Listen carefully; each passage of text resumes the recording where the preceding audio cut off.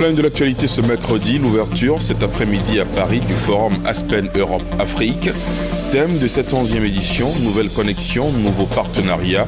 Le président Alassane Ouattara prend part aux travaux.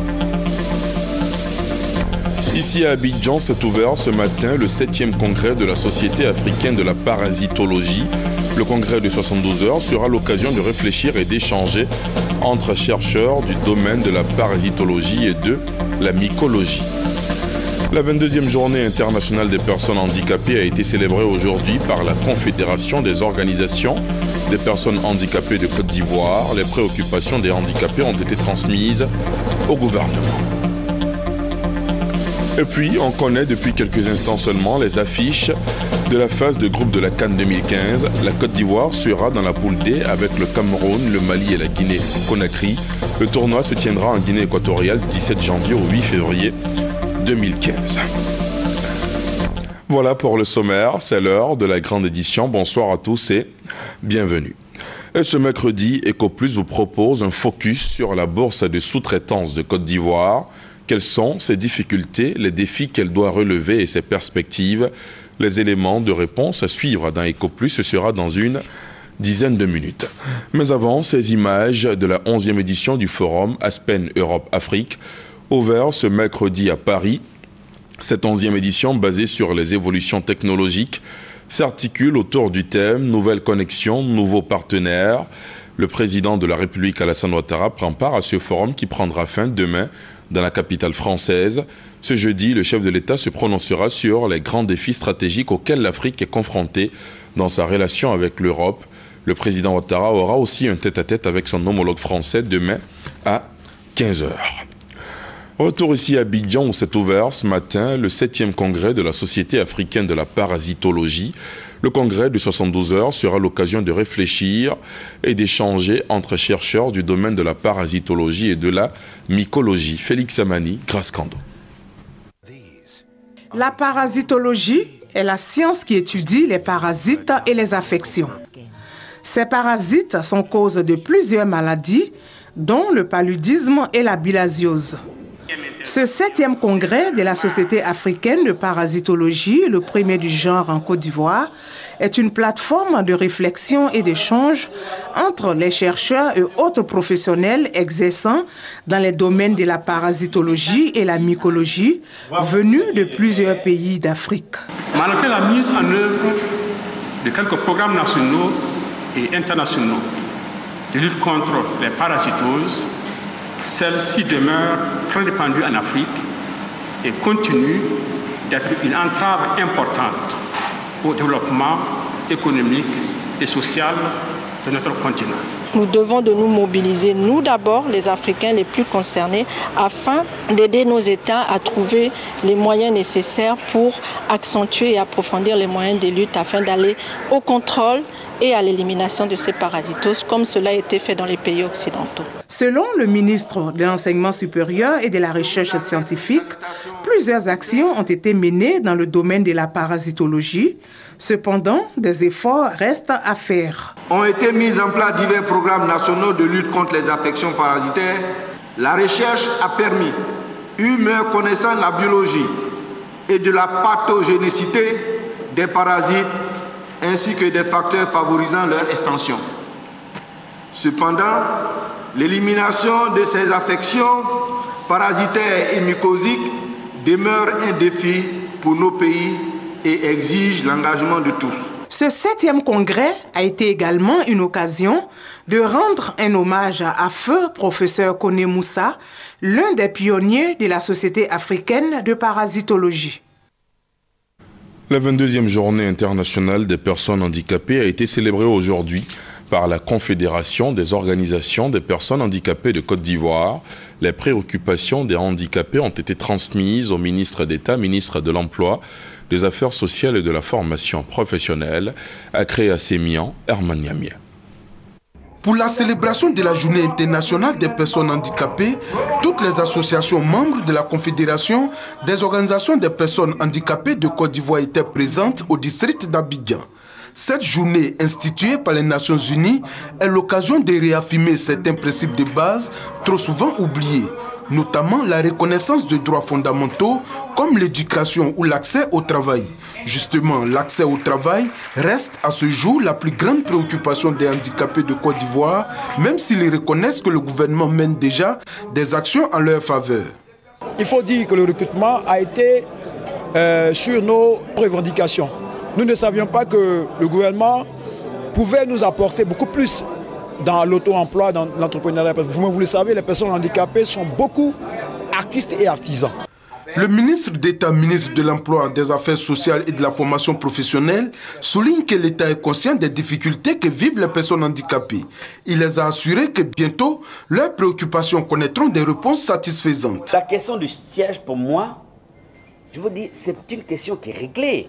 Parce que le Premier ministre a donné des instructions au ministère de la Construction à travers la SOGEPIE. Le mardi dernier, sur la table du Conseil de gouvernement, le projet de décret concernant le recrutement dérogatoire faisait partie de l'emploi du temps des ministres. Le Premier ministre étant absent, il a simplement décalé d'une semaine. En marge de cette célébration officielle, le ministère d'État, ministère de l'Emploi, des Affaires sociales et de la formation professionnelle a fait des dons aux personnes handicapées. Des tricycles, des béquilles, des cannes anglaises et des cannes blanches leur ont été remis afin de leur faciliter la mobilité. Et sachez que la Côte d'Ivoire a signé la Convention des Nations Unies relative aux droits des personnes handicapées. En signant cette convention, le pays s'engage à garantir et à promouvoir les droits et toutes les libertés fondamentales des personnes handicapées sans discrimination d'aucune sorte fondée sur le handicap. Les personnes handicapées de Côte d'Ivoire, elles, attendent beaucoup de cette convention. Herman Yamia. La Côte d'Ivoire fait partie des 101 pays à signer la Convention des Nations Unies relative aux droits des personnes handicapées. Cette convention a pour objet de promouvoir, protéger et assurer la pleine et égale jouissance de tous les droits de l'homme et de toutes les libertés fondamentales par les personnes handicapées et de promouvoir le respect de leur dignité intrinsèque. Ce n'est pas une convention qui crée des droits nouveaux. Ce n'est pas une convention qui fixe des droits exorbitants. C'est le droit qu'il faut réaffirmer des droits déjà existants. À titre d'exemple, le droit d'aller à l'école, le droit à l'éducation, le droit à l'accessibilité, le droit à l'emploi, le droit à la formation, le droit à la santé. La Convention internationale globale est intégrée pour la promotion et la protection des droits et de la dignité des personnes handicapées, contribuera de façon significative à remédier aux profonds désavantages sociaux que connaissent les personnes handicapées et qu'elle favorisera leur participation sur la base de l'égalité des chances à tous les domaines de la vie civile, politique, économique, sociale et culturelle dans les pays développés comme dans les pays en développement. Les personnes handicapées de Côte d'Ivoire attendent l'application effective de cette convention afin de leur permettre de prendre une part active au développement du pays.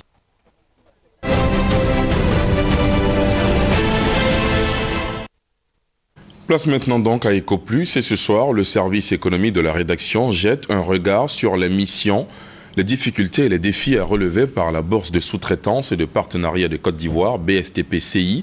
La BSTPCI est une structure au service des petites et moyennes entreprises PME. Elle est placée sous la tutelle du ministère des Mines et de l'Industrie. Après 17 ans d'existence, la Bourse de sous-traitance et de partenariat de Côte d'Ivoire est peu connue. Coup de projecteur donc sur cet instrument avec Francis Boifou. Je suis chef d'entreprise bien sûr, mais je ne connais pas les activités de la BSTP pour le moment. La Bourse de sous-traitance et de partenariat de Côte d'Ivoire est une structure créée en 1997 après des concertations entre le secteur privé, l'État et les partenaires au développement. La BSTP est chargée d'assister les entreprises, d'organiser, de gérer et de faire la promotion de la sous-traitance. Elle met en relation des entreprises nationales et internationales, dites donneuses d'ordre, et d'autres dites sous-traitantes selon les besoins. On parle de sous-traitance de spécialité, de capacité et de marché. Sur le dernier point, des responsables de petites et moyennes entreprises se plaignent du fonctionnement de la BSTP. Les entrepreneurs souffrent parce que d'abord, il y a la concurrence déloyale, il y a l'opacité des marchés. Vous participez à certains appels d'offres. Ce n'est pas évident. Le directeur général de la bourse de sous-traitance et de partenariat de Côte d'Ivoire explique la procédure de mise en relation des entreprises. Les entreprises sont sélectionnées en fonction des critères imposés par le donneur d'ordre. La BSTP n'impose pas de critères. Le donneur d'ordre exige, peut demander qu'il y ait des entreprises qui soient, par exemple, certifiées, ISO, qui peut nous demander que l'entreprise soit située dans tel ou tel lieu, qui peut préciser également que l'entreprise ait des équipements de telle performance, ainsi de suite. Donc c'est sur la base des critères imposés par le donneur d'ordre que la bourse sélectionne parmi ses membres les entreprises qui sont susceptibles donc de réaliser les différentes tâches au sein des entreprises donneuses d'ordre. La BSTP joue un rôle de facilitateur dans la mise en œuvre des contrats dans le domaine industriel. C'est un dispositif d'appui national aux entreprises sous-traitantes. De 1998 à ce jour, la bourse a favorisé plus de 3800 relations d'affaires. Ces relations ont généré, selon le directeur général de cette structure, Amael Konaté, plus de 16 milliards de francs CFA. Aujourd'hui, la bourse a décidé, outre les activités industrielles, de s'ouvrir à tous les secteurs économiques en réponse aux nombreux besoins exprimés par les opérateurs. Ce que nous attendons franchement de la bourse de sous-traitance, c'est la formation de nos ouvriers. Aujourd'hui, en fait, sur le marché, vous avez en fait des malins qui ont leur entreprise, mais sincèrement, le contenu n'est pas ce qu'on attend. Il faut des ouvriers spécialisés. Demander à toutes ces personnes qui ont les moyens de construire leur propre maison, d'aller vers la BSTP, afin que la BSTP les mette en contact avec les entrepreneurs qui sont qualifiés pour le travail. Nous attendons de la BSTP qu'elle puisse réglementer les passations des marchés entre ces particuliers-là et les entrepreneurs qui sont qualifiés pour les travaux. Assainit le milieu de la construction. La bourse de sous-traitance et de partenariat de Côte d'Ivoire entend jouer sa partition à travers son projet Label de compétences des professionnels du BTP, bâtiments et travaux publics. Il va s'agir dans un premier temps de recenser tous les acteurs du BTP en Côte d'Ivoire. Après ce recensement, il y aura une phase de formation. Formation sur un chantier école réel. Et à partir de cette formation, nous allons délivrer pour ceux qui sont aptes un certificat appelé label compétence BSTP. Et au détour de tout cela, nous aurons donc une base de données qui sera régionalisée. C'est-à-dire qu'à partir du nord, on a une base de données de tous les acteurs du BTP, à partir du sud, à partir de l'est et de l'ouest. Pour la réalisation de ce projet innovant, les responsables de la BSTP sollicitent l'appui de l'État. Depuis l'arrivée du président Ouattara au pouvoir, la bourse de sous-traitance reçoit sa subvention régulièrement, année par année, sans rupture. À ce niveau, nous sommes stables, ce qui nous permet de mieux nous restructurer et d'entamer des grands projets, non seulement au niveau national, mais au niveau international. Mais le constat qui a été fait jusqu'à présent, c'est que nous bénéficions de l'appui des organismes internationaux qui appuient nos projets au niveau international. Mais au niveau de la Côte d'Ivoire, en toute franchise, nous avons besoin d'un appui institutionnel fort de la part de l'État. En attendant, Amael Konaté invite les entreprises à solliciter la bourse de sous-traitance et de partenariat, structure nationale habilitée à mettre à disposition des entreprises compétentes pour l'exécution des contrats. Ce qui éviterait, ajoute le directeur général de la BSTP, les désagréments souvent dus à l'incapacité de certaines structures de sous-traitance non enregistrées dans le fichier de la BSTP. Pour les entreprises membres de la bourse, la mise en relation d'affaires entre elles sont gratuites. La contribution annuelle des entreprises au fonctionnement de la bourse est comprise entre 50 000 et 700 000 francs CFA selon leur taille. Voilà, c'était EcoPlus proposé par le service économie de la rédaction. On reste en économie en images avec ces 245 nouveaux agents prêts à servir l'État à travers les douanes ivoiriennes. Ce sont des inspecteurs, des contrôleurs et des agents d'encadrement. Ils ont été recrutés par décret présidentiel depuis avril 2009, conformément à l'accord politique de Ouagadougou. Ces nouveaux soldats de l'économie ont suivi une formation de 9 mois à l'école des douanes et au camp militaire d'Akwedo. Comme les autres douaniers, ils sont astreints aux missions traditionnelles dévolues à l'administration douanière, à savoir recouvrer les recettes de l'État. Rappelons que pour l'exercice 2014, les objectifs de recettes assignés à la Direction générale des douanes a été fixé à 1245,9 milliards de francs CFA.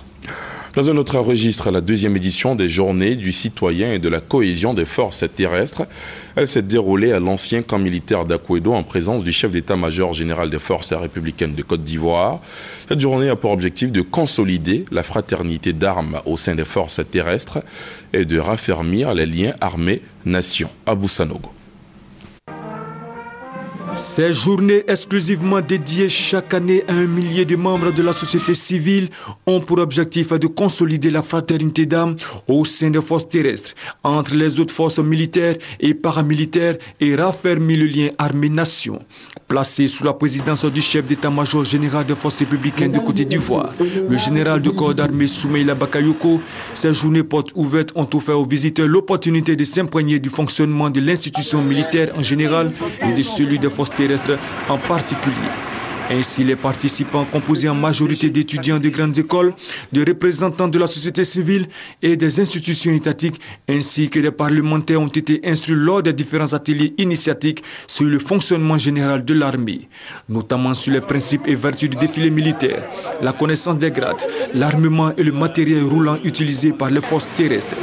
Le général de brigade Gaoussou Soumaoro, commandant les forces terrestres, a dit sa satisfaction au regard de l'engouement qu'a suscité cette deuxième édition. Il y a entre l'armée et les civils cette cohésion. Il y a entre l'armée et les civils ce mur de méfiance qui soit totalement brisé et que les civils, la population civile, sache que l'armée est là pour elle. L'armée lui appartient et que l'armée est prête à se sacrifier pour elle.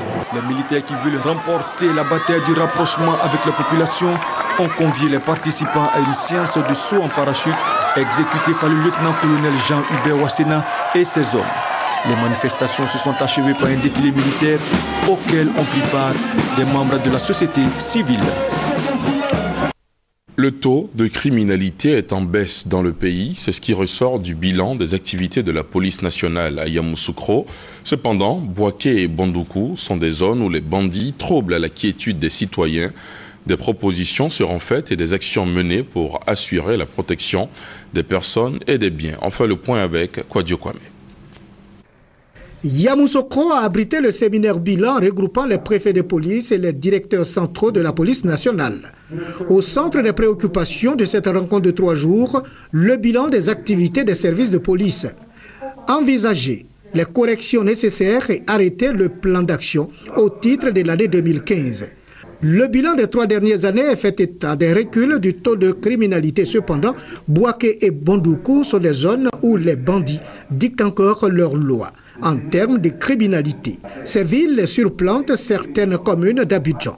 Il est donc utile et nécessaire de relever le défi sécuritaire qui s'impose à la police. De 2013 à 2014, de 2385 infractions, nous sommes à 958, avec un taux de variation de moins 59,83%. Certaines zones, comme Bouaké et Bandoukou, connaissent une recrudescence des criminalités. Il y a lieu de poursuivre une chose, avoir une police citoyenne, une police de proximité, une police qui intègre la question des gens dans l'exécution de ses missions, une police professionnelle. Le préfet de la région du Bélier, André Ekbono Assoumou, s'est réjoui des performances réalisées par la police. Aussi a-t-il relevé le phénomène des microbes qui gagnent du terrain, la cybercriminalité et surtout les difficiles conditions de travail des fonctionnaires de police. Le préfet n'a pas manqué d'évoquer la formation continue des policiers pour être à la hauteur de la mission qui leur est assignée. En bref et en images, la naissance hier du réseau des radios des districts, des régions et communes à l'issue d'une assemblée générale constitutive tenue au Golf Hotel d'Abidjan. Au terme des travaux, les organes dirigeants ont été mis en place. Le président du comité ad hoc, Denis Kazian, maire de la commune de Tous-les-Pleux, a été plébiscité avec 100% des voix. Ont été élus commissaire aux comptes le président du conseil régional du Gontougo, représenté par Michel Kwame, et Traoré Lassina, maire de la commune de Soubré. Le président ainsi élu a reconnu que le plus dur commence, tant le chantier est immense. La quinzaine internationale de la science et de la technologie s'est poursuivie ce mercredi. La deuxième journée a été marquée par une visite du musée et du jardin botanique, des visites pédagogiques qui ont pour but de faire connaître les institutions de recherche ivoiriennes aux étudiants et aux élèves. Patricia Oumouetia. Expositions, conférences, ateliers pédagogiques. La quinzaine internationale des sciences et de la technologie, c'est surtout une opportunité pour les jeunes de s'informer, de poser des questions et de se découvrir pour certains une vocation grâce à l'échange d'idées et d'expériences avec ceux qui pratiquent la science au quotidien. La biodiversité, c'est ce qui nous entoure et c'est ce qui permet qu'on ait un environnement dans lequel on peut vivre correctement pour ne pas qu'il y ait de déséquilibre dans la nature. Si elle disparaît, bon, du coup, ça aura des conséquences aussi bien humaines qu'animales, parce que c'est par rapport à la biodiversité que l'on peut vivre normalement.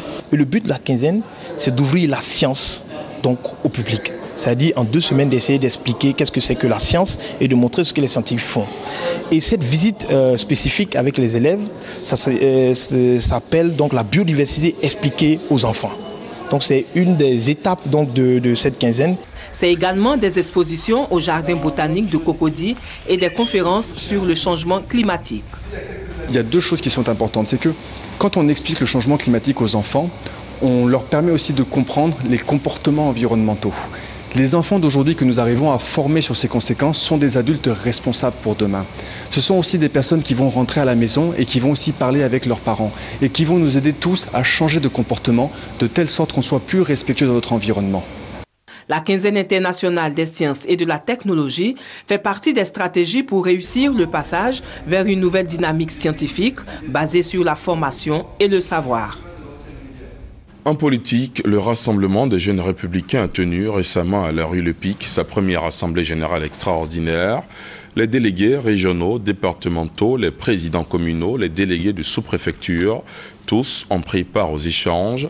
Dans la ligne de mire, l'état des lieux de la mobilisation des militants. Ben Touré, Abou Sanogo. C'est sa toute première assemblée générale extraordinaire depuis son élection à la présidence du Rassemblement des jeunes républicains, RJR. Le manque de formation des militants, le manque de réconfort aux familles des victimes des crises successives, puis la problématique de l'insertion des jeunes du Rassemblement des républicains sont là les quelques points démotivants des militants de base qui ont été débattus. Aucun jeune n'est découragé, seulement ils ont parlé de la démotivation. Et quand on parle de démotivation, ça veut dire qu'on demande de faire plus. Est-ce qu'il est mauvais de demander de faire plus? Je ne pense pas. Et donc, nous, au niveau du RJR, nous allons faire plus. Nous allons faire face à la situation des jeunes dans le seul souci de permettre au RDR de se mettre en ordre de bataille. Il faut qu'Alassane Ouattara soit réélu avec un score confortable. Le mot est lâché. Comment faire donc pour réélire le président Alassane Ouattara en 2015? Et dès que nous sortons de cette assemblée générale, nous avons décidé d'investir rapidement le terrain par des assemblées générales éclatées. Les 2 premiers mois de l'année, nous allons tenir des assemblées régionales dans toutes les régions sur les 2 mois et on reviendra maintenant pour faire le point à notre direction. Un autre point qui lui n'a pas eu trait à la vie du parti, le retour du Front populaire ivoirien et de ses alliés à la commission électorale indépendante CEI. L'Assemblée générale dit en prendre acte et encourage donc le gouvernement à poursuivre le dialogue avec l'opposition pour ne plus handicaper la marche de la Côte d'Ivoire vers la paix et l'émergence. Un cadre de concertation pour les cadres de Korogo est né. Il s'agit de la MUDECO, la mutuelle de développement de Korogo. Son président a été investi en présence des cadres de la région, des autorités et la chefferie traditionnelle. Il a invité tous les cadres à s'impliquer dans la vie de l'organisation. Thérèse Dapeyoboué. Lansina Kone est le président de la mutuelle de développement de Korogo, MUDECO. Son investiture s'est déroulée dans une ambiance festive en présence des cadres de la région au centre culturel Womienyon de Korogo. Pour le nouveau président, ce rassemblement autour d'un idéal commun, c'est la cohésion retrouvée, c'est parler d'une même voix pour un nouveau départ pour Korogo. Mesdames et messieurs, la naissance de notre bébé, je disais, arrive à point nommé, car il permettra au département de Korogo de prendre sa place dans le train de l'émergence duquel se trouve le chef de l'État, son Excellence, Monsieur le Président Alassane Ouattara. Car 2020, c'est aujourd'hui et maintenant. Le préfet des régions a également exhorté la population à faire bloc autour du président de la MUDECO pour ensemble construire la paix et le développement de la région. Avec la naissance de la MUDECO, les cadres confirment ainsi que Korogo s'achemine vers l'émergence malgré les nombreux défis à relever. Et on reste dans le nord, on prend la direction maintenant de l'extrémité est du pays. À 550 km d'Abidjan, on y retrouve la région du Bunkani. Les cadres de cette région veulent promouvoir la tradition et la culture de leur terroir. Cela à travers un festival qui vient de voir le jour. On fait le point avec Sidonie Waka Davila. Le conseil régional du Bunkani, qui comprend les départements de Doropo, Teini, Nation et Bouna, veut repositionner ses valeurs sociales, économiques et touristiques à travers ses diversités culturelles. Le festival des danses traditionnelles du Bunkani, dénommé Festibo, a réuni le week-end dernier à la Bourse du Travail, à Trècheville, les filles et fils de la région pour une grande communion musicale. C'est vraiment une occasion de voir toutes les communautés composant le Bunkani ensemble de façon festive et célébrer toute une journée de nos danses et cultures traditionnelles du Bunkani. Il est bon que tout le monde puisse se serrer les coudes afin que ce type de cérémonie puisse davantage être célébré dans le Bunkani. Les nombreux projets de développement se traduisent à travers un programme établi par le conseil régional sous la houlette de son président Ian Philippe. La santé, l'éducation, l'hydraulique villageoise, l'électrification, la création de nouvelles richesses à travers les sites touristiques sont les leviers qui vont booster l'agriculture et l'élevage considérés comme les mamelles du Bunkani. Nous avons estimé nécessaire, voire indispensable, de promouvoir la culture qui permettra justement la promotion de la région du Bunkani, qui permettra justement son développement. Parce que c'est la culture, ce que nous avons de vrai, qui nous permettra demain d'être une région développée. Plusieurs personnalités politiques, coutumières, religieuses ont assisté au lancement officiel du Festibo, en prélude à la grande messe culturelle qui aura lieu les 4, 5 et 6 décembre 2014 à Bouna. Quatrième et dernier titre de ce 20h, on connaît depuis quelques instants seulement les affiches de la phase de groupe de la CAN 2015. La Côte d'Ivoire sera dans la poule D avec le Cameroun, le Mali et la Guinée. Le tournoi se tiendra en Guinée équatoriale du 17 janvier au 8 février 2015. Odalegwe. La Côte d'Ivoire, le Mali, le Cameroun et la Guinée feront chemin ensemble pour le compte du groupe D. Conduits par le sélectionneur Hervé Renard, les éléphants de Côte d'Ivoire auront à consommer un plat peu ordinaire, les lions indomptables du Cameroun. Adversaires redoutables pour nos pachydermes. Et le Mali non plus ne sont pas inoffensifs. Hervé Renard a désormais une idée des adversaires de son équipe. Son avantage, c'est qu'il connaît la Coupe d'Afrique des Nations et les pays que comprend le groupe D. Mais aura-t-il le temps suffisant pour mettre en place un groupe compétitif qui n'aura que pour ambition remporter la Coupe d'Afrique des Nations 2015? Et on termine ce journal sur ces images de la 11e édition du forum Aspen Europe-Afrique. Ouvert ce mercredi à Paris, cette 11e édition basée sur les évolutions technologiques s'articule autour du thème « Nouvelle connexion, nouveaux partenaires ». Le président de la République de Côte d'Ivoire, Alassane Ouattara, prend part à ce forum qui prendra fin demain dans la capitale française. Ce jeudi, le chef de l'État se prononcera sur les grands défis stratégiques auxquels l'Afrique est confrontée dans sa relation avec l'Europe. Le président Ouattara aura aussi un tête-à-tête avec son homologue français demain à 15h.